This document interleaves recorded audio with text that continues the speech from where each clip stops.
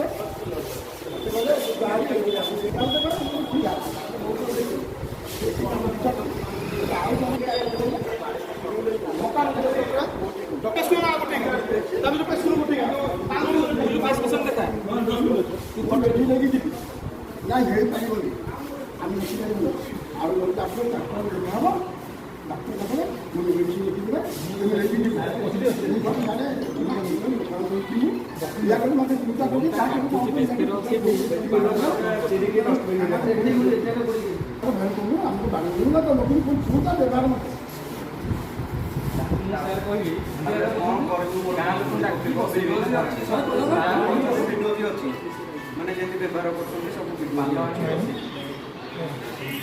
हमें तो देना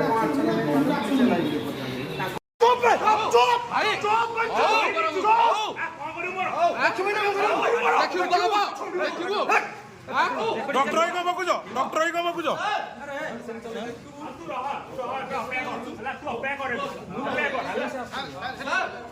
बंद आप गोटे पिपिल डॉक्टर एमती रोगी मान को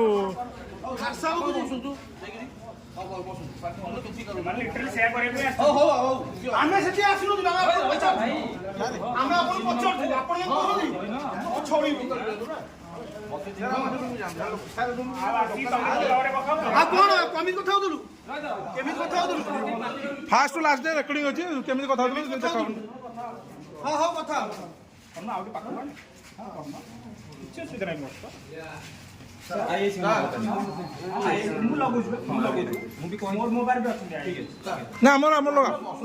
आमर सार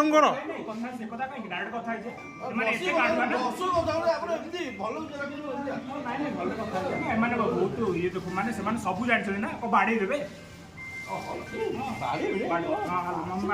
पठेबे लोक मैंने भद्र व्यवहार करना 10 जन खंडे आडियो वीडियो कर टेस्टिमनी हो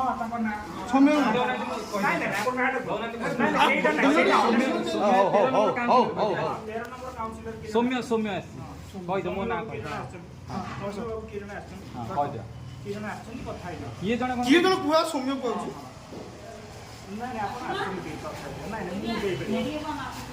ममता मैडम लगो ममता मैडम कहाँ लगे कहला कौन छोड़ी होगा कहला ठीक अच्छे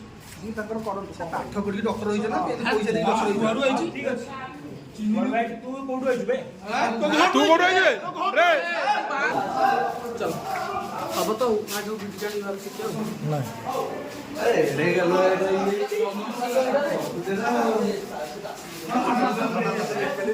तो हबो तापर भलो कि हबो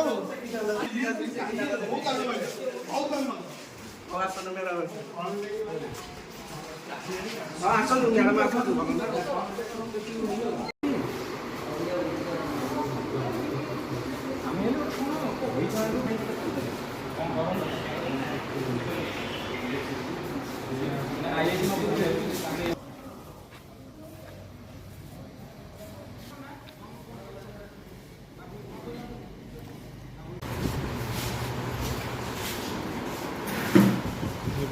ଗଲାବେଳକୁ ପଇସା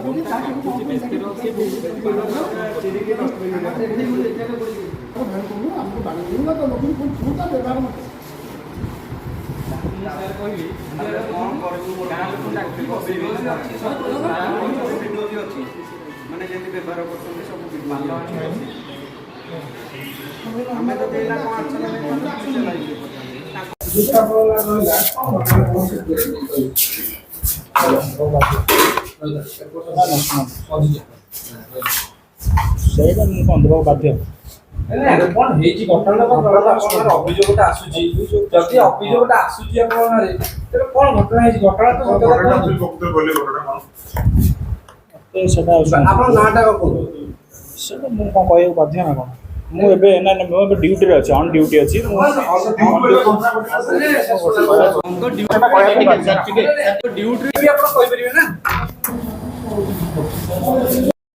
ଚୋପ ଢୋକି ପାରୁନି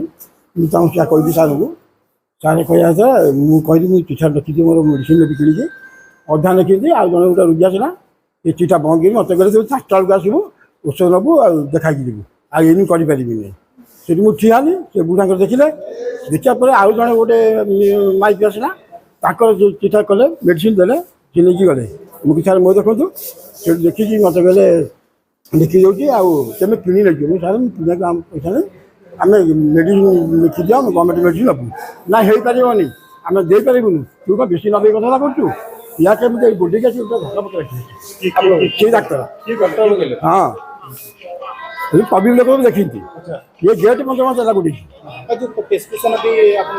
ଆଜ୍ଞା ହେଇଛି ସେଇ ଡାକ୍ତର ସେ ଘର ଚିରି ଫୋଡ଼ ଦେଲେ ହଁ ଚିରି ଫୋଡ଼ ଦେଇକି ଗଲେ ଯାହା କ'ଣ କରିବୁ ଥାନାରେ ଡାକିବି ମୁଁ ସାର୍ ଥାନାରେ ଡାକି ଜାଣିବ ଥାନାରେ ଆମେ କ'ଣ କରିବୁ କହିଲେ କିଛି କହିଲେ ଆମେ ଦେଖିପାରିବୁନି ଟିକେ ଆଜ୍ଞା ହଁ ତୁ ତା ବ୍ୟବହାର ଦେଖିଲେ ଧକ୍କା ମାରିଲେ ଇଏ ଗୁଡ଼ିକା ଗେଟ୍ ବନ୍ଦ ଆଉ ଥାନାରେ ମୁଁ ଡାକିବି ମୁଁ ଥାନାରେ ଡାକ ଥାନାରେ ଆମେ କ'ଣ ଫାঁସି ହେଇଯିବେ ନା କ'ଣ ପଞ୍ଚାମର ମୁଁ କହିପାରିବି ୟା କହିକି ଏଠି ମୁଁ ପଳେଇଲି ଘରକୁ ଆଉ ଆଜ୍ଞା ଦାବି କରୁଛି ସେ ଆରେଷ୍ଟକି ଯିବେ ଥାନାକୁ ହଁ ଥାନା ଗାଡ଼ିରେ ବସିକି ଯିବେ ଆଜ୍ଞା ସେଇଆ ତ ସେ ଯେଉଁ ବ୍ୟବହାର ଦେଖେଇଲେ ସେ ଯେଉଁ ବ୍ୟବହାର ଦେଖେଇଲେ ମୁଁ 3ଟାରେ ରୋଗୀ ଦେଖିବି ଆଉ ଦେଖିପାରିବିନି ସେ ମୋର ବଞ୍ଚ ହଁ ପୁଣି ମୋର କ'ଣ ଛୁଡ଼ିବ ହଁ ହଁ ଏ ଆମେ ସେ ପୁଅକୁ କହିଲେ ତୁ କ'ଣ ଛୁଡ଼ିବୁ ମୋର ତୁ ତ ବ୍ୟବହାର Soumyaranjan Sai councillor ward number 13 କଣ ହେଇଛି ଅସୁବିଧା ଯେ ଆପଣ ଏଠିକି ଆସିଛନ୍ତି ଆମ ଗାଁର ଜଣେ ଦାଦା ଆସିଥିଲେ ଟ୍ରିଟମେଣ୍ଟ ହେବା ପାଇଁ ସିଏ ତାଙ୍କର କ'ଣ ଥଣ୍ଡା ଜ୍ୱର ହେଇଥିଲା ତଣ୍ଟି ଦର୍ଜ ହେଇଥିଲା ସେ ଯେତେବେଳେ ତାଙ୍କୁ କହିଲେ ଡକ୍ଟର ଯେ ସେ କାହାର ଭଗବାନ କହିଲେ ଚଳେ ଯାଇ ସିଏ ତାଙ୍କୁ ଅସଭ୍ୟ ଭାଷାରେ ଗାଳି ଗୁଲଜ କରି ମୁଁ କରିପାରିବିନି ଇଏ କରିବି ସେ ତାପରେ ମୋ ପାଖକୁ ଖବର ନେଲେ ମୁଁ ଆସିଲି ଆମେ 4-5 ଜଣ ଗାଁର ପିଲା ଆସିଲୁ କହିବା ପରେ ସିଏ କହିଲେ ଯେ ଜଣିଏ କିଏ କଥା ମୁଁ କଥା ହେଲି ତାପରେ ଭିଡ଼ିଓ କଲେ ମୁଁ କହିଲି ସାର୍ ମୋର ବି ଭିଡ଼ିଓ କରନ୍ତୁ ତାପରେ କହିଲେ କ'ଣ ତୁମେ କରି ପକାଇବ ଇଏ କରିବ ମୁଁ ଥାନାକୁ ଫୋନ୍ କରୁଛି ସେଥିପାଇଁ ଆମେ ଥାନାକୁ ବି ଆଗୁଆ ଜଣେଇଲୁ ସାର୍ଙ୍କୁ ଆଇ ସାର୍ଙ୍କୁ ସାର୍ ବି ପ୍ରତିଶ୍ରୁତି ଦେଲେ ସନ୍ଧ୍ୟା ସୁଦ୍ଧା ଯଦି ଯାହାର କିଛି ବୁଝାପଣା କିଛି ନ ହୁଏ ଆମ ସିରିଆପୁର ଗ୍ରାମବାସୀ ବୃନ୍ଦ ମେଡ଼ିକାଲ ଆଗରେ ଧାରଣା ଦେବୁ ଏଭଳି ଅସଭ୍ୟ ଭାଷା କହିବାର କାରଣ କ'ଣ କାହିଁକିନା ସେ ମଦ୍ୟପାନ କରି ବୋଧେ ବସିଥିଲେ ଆମେ କହିପାରିବୁନି ତାଙ୍କର ବୋଧେ ମୁଣ୍ଡ ଖରାପ ଓଡ଼ିଶା ସରକାର ଏଥିପ୍ରତି ଧ୍ୟାନ ଦିଅନ୍ତୁ ଏଭଳି ଡକ୍ଟରଙ୍କୁ ବସାନ୍ତୁ ନାହିଁ ନହେଲେ କେତେ କାହାର ଜୀବନ ଯିବ ବି ଠିକ୍ ନାହିଁ ଆମେ ଦାବି କରୁଛୁ ଯେ ଏଠୁ ତାଙ୍କୁ ବଦଳି କରି ଆଉ କୁଆଡ଼େ ଇଏ କରନ୍ତୁ କାହିଁକିନା ଏମିତି ଏଠି ରହିଲେ ଗୋଟେ ପିପିଲି ଗୋଟେ NAC ଏରିଆ ପିପିଲି ଡେଲାଙ୍କ ମଝିରେ ଅବସ୍ଥିତ ଯେ ଭଲ ଡକ୍ଟର ଆଣନ୍ତୁ ତାଙ୍କୁ ବଦଳି କରି ଇଏ କରନ୍ତୁ ଆମେ ନ୍ୟାୟ ପାଇଁ ଇଏ କରୁଛୁ ଯଦି କାଲି ସୁଦ୍ଧା କିଛି ନ ହେଲା ସିରିଆପୁର ଗ୍ରାମବାସୀ ଏଠି ଧାରଣାରେ ବସିବେ ଅଭିଯୋଗ କରିବୁ ଏବେ ତାଙ୍କ ପାଇଁ ସାର୍ ବି ଆମର ଆସିଛନ୍ତି ସାର୍ଙ୍କୁ ବି ଆମେ ଜଣେଇଛୁ କେଉଁ ସାର୍ଙ୍କ ଡକ୍ଟର ସାର୍ଙ୍କ ନାଁ ଆମେ ଜାଣିଛୁ ଯେ ଡକ୍ଟର ସାର୍ କ'ଣ ଅଭିଯୋଗ ପ୍ରେସ୍କ୍ରିପସନ୍ ଚିରି ଦେଇଛନ୍ତି ହଁ ଚିରିକି ଦେଖନ୍ତୁ ଚିରିକି ଫୋପାଡ଼ି ତାଙ୍କୁ ବି ଏପର୍ଯ୍ୟନ୍ତ ବି ତାଙ୍କୁ ଧକ୍କା ମାରିକି ଆଣୁଛନ୍ତି ବର୍ତ୍ତମାନ ତାଙ୍କୁ ବି ଷ୍ଟାଫ୍ ବସିଥିଲେ ସିଏ ବି କହୁଛନ୍ତି କହିଲେ ହଁ ଇଏ କରିଛନ୍ତି ଯାଇକି ଅଭିଯୋଗ ଆମେ କରିବୁ